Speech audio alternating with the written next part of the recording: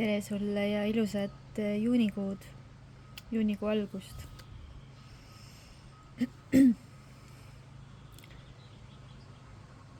Ma pole siia ammu videosid teinud ja kuigi salvestanud olen päris mitu videot ja siis otsustanud, et ma ei pane neid siia, sest et minu meel hakkas lugusid rääkima. Ja täna, kui ma suhtlesin enda teadvusega, siis ma lihtsalt nägin seda kohta, või see tuli nähtavale, et ma ei ole neid videosid lihtsalt üles sellepärast pannud, et ma tahtsin olla perfektne, sest ei ole ju vaja näidata seda, milline su elu on, mis sa oled läbi teinud. Pärast on ju lihtsam ja mõnusam rääkida, et näe, ma saavutasin seda, teist ja kolmandat. Ja mõnes mõttes isegi oli see, et mitte mõnes mõttes, vaid et seal oligi see, et minu meel ütles mulle, et ma ei ole mitte midagi saavutanud. Ja siis ma uskusin seda. Ja miks ma räägin, et minu meel kui eraldiseisev objekt, siis ta ongi, sest minu meel ei ole mina. Mina kui teadvus. Ja kus ma siis algan? Ma loodan, et mind on ikkagi kuulda, sest et siin puhub tuul vahepeal. Aga praegu on lihtsalt see koht, kus ma tunnen, et on kõige parem see salvestus teha. Minu elu on tegelikult päris palju muutunud. Ja see muutus tegelikult juba tükk aega tagasi. Kõigepealt siis vibratsiooniliselt ehk siis energiamaailmas ja siis ta tuli füüsilisse reaalsusesse siis. Ma tegin ühe päris jõulise ja sügava otsuse. Ma arvan, et see oli aprillikuu ja otsustasin, et ühe asja kohta, et sellega on nüüd kõik. See oli väga sügav ja jõuline otsus, sest ma tundsin, et mul on tõesti siiamaani. Mul on kahvel käes, ma just sõin arbuusi ja telefoni aluseks on see kauss, kus ma sõin. Ma panen kahvli ära. Ja ühesõnaga see otsus läks nii jõuliselt tööle. Ehk siis ma otsustasin astuda välja sellest kohast, kus ma asusin nii energeetiliselt kui ka füüsiliselt. See ei ole päris täpne kirjeldus, aga see põhimõtteliselt on sulle arusaadav ja seda ma hetkel teistmoodi ei väljendagi, et lihtsalt, et see otsus, et sellega on kõik, avas mulle tegelikult ukse teise reaalsusesse. Ja ühel aprilli lõpu poole asuval päeval siis kui raske on seda rääkida, natuke ebamugav. Ehk siis ma astusin põhimõtteliselt jope seljas ja rahakott ja telefon käekotis välja sellest uksest, kus ma elasin. Ja olles ise väga sügavalt emotsioonis, sügavas valus ja pisarates. Ja ma ei teadnud, et sealt uksest välja astudes ma sinna enam piltlikult öeldes tagasi ei lähe.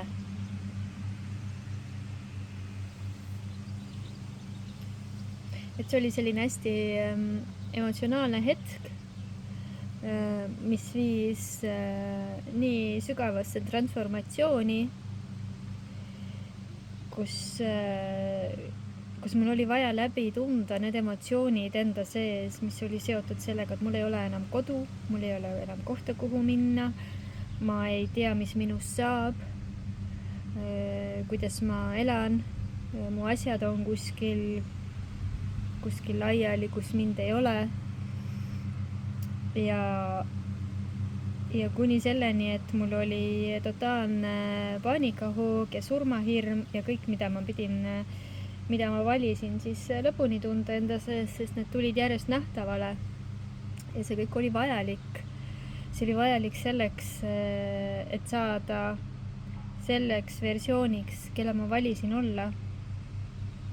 Ja selles oli päris palju lahtiühendamist ja päris intensiivne. Aga see, mis taustal tegelikult toimuma hakkas, seda ma ju ei teadnud. Ja kui ma nagu seda läbi tegin kõik enda sees, kogedes neid füüsilisi reaktsioone ja emotsionaalseid reaktsioone, mida mu keha läbi tegi, jõudsin ma nii sügavasse armastusse, sellesse tingimusteta armastuse tundesse, mis andis mulle teiselt poolt nii palju kergust ja nii palju rõõmu ja nii palju äratundmist sellest, kes mina olen. Ma lihtsalt nii palju sain enda jaoks nagu nähtavaks või enda jaoks tuttavaks uuesti seda ennast, kes ma loomulikult olin ja kes ma loomulikult olen praegu ka. Ja ükskõik, mis elus ka ei toimuks, ükskõik mis sündmus, mis olukord, siis sealt on alati nii-öelda see positiivne, ma ei saa öelda, et sulle tähendus, vaid inglise keeles on see outcome, mulle nii meeldib lihtsalt inglise keeles öelda, ehk siis see tagajärg või väljatulek on positiivne. Ja see kandis mind, sest et ma tõesti enda jaoks olin selle ära otsustanud, et ükskõik, mis toimub, see on alati millegi jaoks kasulik minu jaoks. Ja see osa minu elust, mis on nagu nii maagiliseks läinud, see puhta armastuse osa, see, mis mind kannab, on lihtsalt imeline. Ja kui sa nagu tunned seda sügavat armastust iseenda vastu, nende inimeste vastu, kes on su ümber, ja seal on nagu nii palju tänutunnet ka, sellepärast et ma ju ei jäänud tänavale, vaid et ma kutsusin enda ühe kalli inimese endale lihtsalt enda juurde, et kas ta saab mind aidata, et kas ta saab lihtsalt olla, et mul on vaja ventileerida tollel aprillikuu õhtul. Ja see inimene tuli, ta teadis, et tal oli vaja oodata midagi ja kui ma olin kirjutanud talle selle Messengeri sõnumi, siis ta sai aru, et see ongi see. Ja ta lihtsalt tuli ja ühel hetkel ütles, et sa ei lähe enam kuhugi, vaid tuled minuga. Nii et ma astusin tegelikult väga suurest ebamugavusest ka sellest läbi, et öelda sellele inimesele, et jah, ma tulen sinuga. Sest meil hakkas kohe lugusid rääkima, et kuidas nüüd nii, et ja mis iganes oli. Aga ma tundsin enda sees seda tunnet, et ma usaldan seda. Seal oli see suur armastuse tunne ja ma alistusin sellele.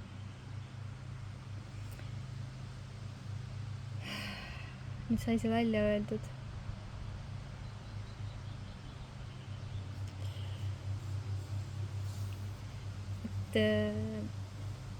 Mis ma siis teen praegu? Hetkel istun päikse käes ja teen sulle videot. Ja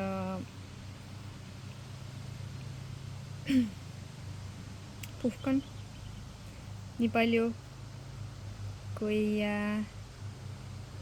ma oskan puhata praegusel hetkel.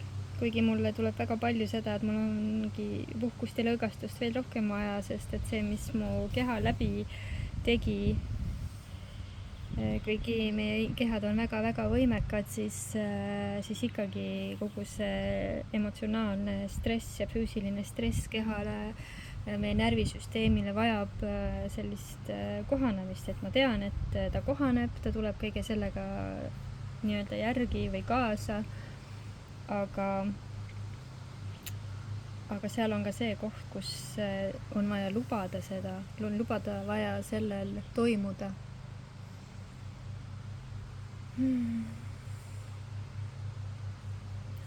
Täna, enne kui ma selle video siin käima panin, siis oli selline asi, et ma justkui otsisin perfektsust sellest, mida sulle jagada ja rääkida ja peites ära mingisuguseid detaile, mis minu arvates ei ole vajalik teada teistel või et ei ole oluline, siis tegelikult minu teadus näitas mulle seda, et see ei ole tõene, et mul ei ole vaja peita ja see ei ole mulle loomulik.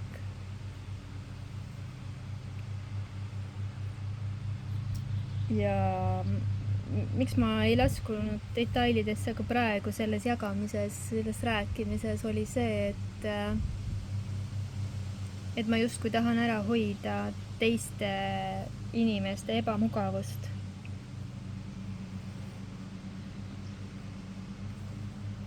Ja see nagu toob ikkagi üles veel seda, kus ma tahan nii-öelda olla see hea tüdruk, aga samas teades seda, kuidas meie reaalsus töötab siin, juba kuidas nagu aru saades, et kuidas see meie reaalsus töötab siin selles kogemuses, siis ma saan ka sellest aru, et ma ei pea võtma vastutust teiste inimeste tunnete, emotsioonide eest, isegi siis, kui need on väga-väga lähedased mulle. Sellepärast, et ma lihtsalt kirjeldan olukorda ja kui see inimene reageerib, siis on see tema asi. Ehk siis tema sees on mingisugune lugu, mis sunnib teda reageerima.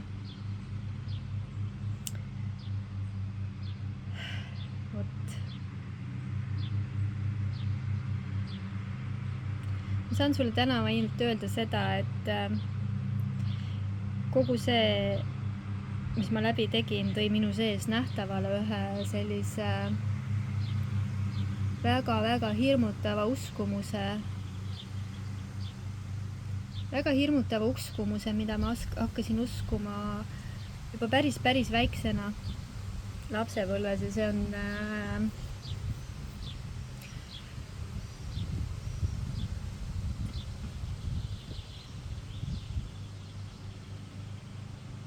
mõtlen, kuidas seda sulle öelda. See on lugu lihtsalt sellest, et kui ma valin seda, mida mina tahan, mis mind päriselt tõmbab, siis ma jään üksi, siis mind tapetakse ära, siis ma suren ära. Ja see oli nii sügaval sees, et need sündmused, mis toimusid praegu, need pididki toimuma, et see nähtavale tuleks, sest et ma tahtsin olla ju päris mina, oma loomulik mina, ja see ei olnud loomulik mina. Ma olin siis kuskil 3-4 aastane, kui toimus üks olukord, millega seoses siis ma kuulsin ühte lauset ja ma otsustasin enda sees siis ära selle hirmuga. See hirm oli ka kusjuures kopeeritud sellelt inimeselt, kes selle lauset mulle ütles. Ja ma otsustasin ära, et see, mida mina tahan valida, tähendab surma. Ja seetõttu ma teenisingi teisi inimesi terve elu põhimõtteliselt kuni praeguse hetkeni, kuni ma hakkasin nägema seda. Ja loomulikult see ei olnud ainult üks lause, vaid et kui ma 3-aastasena tegin ja ma saan see aasta ühesõnaga, ma ei ütle, kui vanaks ma saan, see aasta sa niikuinii tead seda, oma videodes olen ma rääkinud ja see ei olegi oluline, aga ma lihtsalt ütlen, et circa üle 45 aasta siis ma elasin selle uskumuse järgi, et kui ma teen nii, nagu mina tahan, siis see lõpeb surmaga, see on kahjulik mulle. Ja täiesti jabur uskumus, aga see emotsioon ja see meeletu surmahirm, mis minu sees valitses, mis tegelikult juhtis mind täiesti teadvustamatult, sest ma ei olnud sellest teadlik, siis see surmahirm on nüüd nähtavale toodud. Ja milline kergendus, milline väljahingamine seal tekkis. Ehk siis, miks ma jagan oma Instagrami postitustes, et avasta ennast, näe ennast, uuri ennast, sellepärast, et sealt tulevad välja sellised asjad, millest sa absoluutselt teadlik ei olegi olnud. Kuigi ma olin ju intensiivselt teinud iseendaga nii-öelda seda tööd ja isegi mingitel hetkedel seda kaevamist või siis lasknud igapäevaelus välja tulla neid asju, siis ikkagi see oli tegelikult selline asi, mis oli nii kokku pakitud ja need emotsioonid, mis olid sinna peale nagu kokku pakitud, olid füüsiliselt nii valusad välja nutta, hingata, aga ma teadsin, et see on lihtsalt see emotsioon ja kuna minu kallis kaaslane oli põhimõtteliselt igal sammul minu kõrval, ka siis, kui mul oli see kõige sügavam paanikahoog, kus ma tõesti kartsin, et ma suren ära, siis mis mul läks lause lõpp ära? Okei. Ta lihtsalt oli olemas siin minu kõrval oma avatud südamega, oma armastusega ja see andis nii palju seda julgust siis või seda teadmist nagu kõrvalt juurde, et ma ei ole üksi. Sellepärast, et see, et ma olen üksi, oli ka üks uskumus, mis oli minu sees. Üle võetud, loomulikult need kõik programmid on üle võetud ja uskuma hakatud mingisugusest olukorrast või kellegi pealt, kopeerides nende vibratsiooni. Ehk siis, kui ma hakkasin nagu nägema seda, et see ei olegi mina, on ju, see oli nii mõnus kergus. Lihtsalt see kitsab pealt ära ja siis sa oled see tõeline mina, on ju. Või vähemalt see, mis on nähtavale tulnud. Loomulik. Ja veel kord loomulik. Nii et elu on täis üllatusi ja maagiat ja see on lihtsalt mõnus. Kõige selle juures ma ikkagi jätkasin oma teise raamatu kirjutamist täpselt nii, nagu mulle tuli see impulss, et nüüd on vaja see kirja panna, sest et teine raamat räägibki mulle, sulle ka, aga eelkõige mulle siis, kuidas reaalsus toimib siin, kuidas me ise valime enda reaalsusi ja kuidas need nihked toimuvad ja see on kuidagi nii selge ja nii lihtne mingisugustes kohtades, aga samas ka nii mõistusele mitte hoomatav.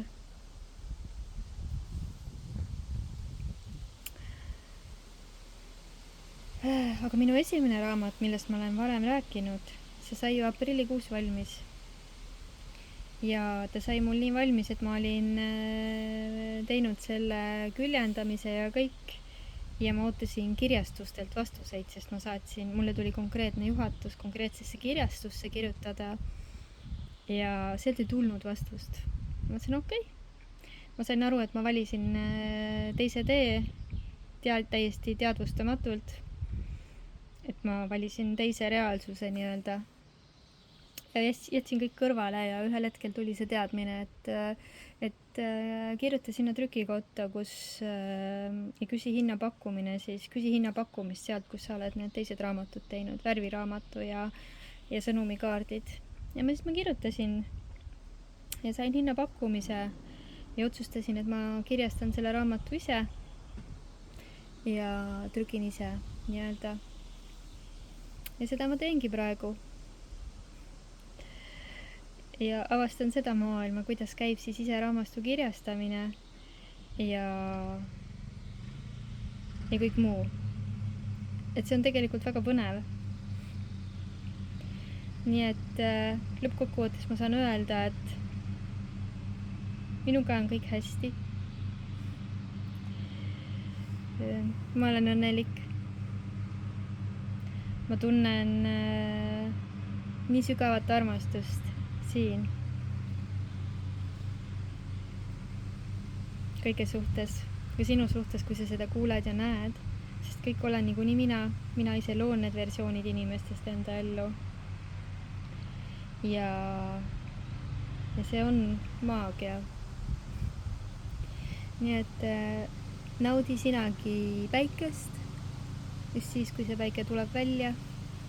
Mina tulin siia, sest et ma tõesti olen päikesejänku, ma niimoodi armastan päikest. See laadib mind, see on nii puhas rõõm. Ja kohtume järgmistes videodes. Tšau!